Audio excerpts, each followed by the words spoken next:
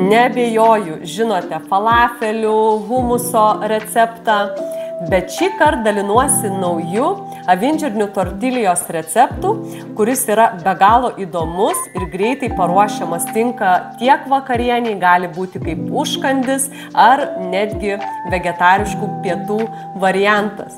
Jums reikės tortilijos lakštų, o avinžirnių masę paruošite tiesiog avinžirnius konservuotus, perplausite, įdėsite smulkinto raudonojo svogūno, alyvuogių aliejaus, druskos, pipirų pagal skonį ir viską sutrinsite iki vienalytės masės.